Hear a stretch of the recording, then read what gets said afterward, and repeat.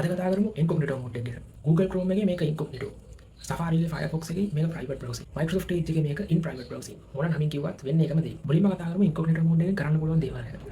මේකෙදි වෙන්නේ ඔයා සරලව මොකක් හරි site එකකට ගියොත් එහෙම ඒ site එකට ගියා කියලා ඔයාගේ history එකේ පෙන්නන්නේ නැහැ. ඒ වගේම ඔයා ඒ site එකට ගියාට පස්සේ ඒ site එකේ තියෙන site data තියෙනවනේ. ඔන්න ඔය site data ඔයාගේ browser එකේ save වෙන්නේ නැහැ.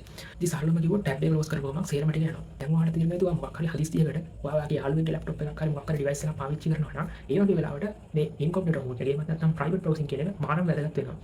ඊට පස්සේ මේ private browsing ගැන තියෙන ඉතිහාස මත ටිකක් ගැන පොඩ්ඩක් කතා කරමු.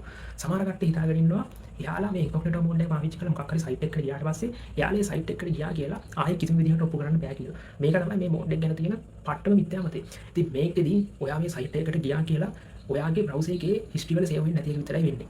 මෙතනදී ඔයා ඒ site එකට ගියා කියලා ISP ගාව සේරම details ටික save වෙනවා. ISP එක contact කරගත්තොත් අනිවාර්යෙන්ම ඔයා ඒ site එකට ගියා කියලා දැනගන්න පුළුවන්. මෙතනදී ISP කියන්නේ ISP කියන්නේ Mobitel Dialog Hutch ඔන්න ඔය වගේ internet service providers. ඉතින් ඊට අමතරව සමහර කට්ටිය හිතන් ඉන්නවා මේ incognito mode එකේ මම නැත්නම් private browsing පාවිච්චි කරොත් එහෙනම් browser එකේ speed එක වැඩි වෙනවා කියලා. browser එකේ speed එක කොහොමදවත් වැඩි වෙන්නේ නැහැ. මොකද මේක ඇවිල්ලා option එකක් විතරයි. මේකේ speed එක වැඩි කරන කන්දරයක් වෙන්නේ නැහැ. තවත් සමහර කට්ටිය හිතන් ඉන්නවා incognito mode එක පාවිච්චි කරොත් එහෙනම් යාළුවට malware වලින් ආරක්ෂා වෙන්න පුළුවන් කියලා. එහෙම දෙයක් වෙන්නේ නැහැ. කලින් කිව්වා වගේම මේක option එකක් විතරයි. ඉතින් ඊට අමතරව සමහර කට්ටිය හිතන් ඉන්නවා මේකෙන් මොකක් හරි ෆයිල් එකක් හරි වීඩියෝ එකක් හරි ඩවුන්ලෝඩ් කරාට පස්සේ මේ ටැබ් එක close කරොත් මේ වීඩියෝ එක නැති වෙනවා. ඒ ෆයිල් එක නැති වෙනවා කියලා. එහෙම දෙයක් වෙන්නේ නැහැ. කලින් කිව්වා වගේම මේක option එකක් විතරයි. ඉතින් ඒක හින්දා incognito mode එක වේවා අනිත් මොකක් හරි option එකක් වේවා පාවිච්චි කරනවා නම් හරියට දැනගෙන ඉන්නේ පාවිච්චි කරන්න. ඉතින් මම පාවිච්චි කරන මේ වගේ option ගැන ඔයාලට හරියටම දැනුවත් භාවයක් නැත්නම් DI එක touch එකේ ඉන්න. මොකද DI එක touch එකේ හිටියොත් අඩුම වෙලාවකින් ඔයාලට වැඩිම දැනුමක් ලබා ගන්න පුළුවන්.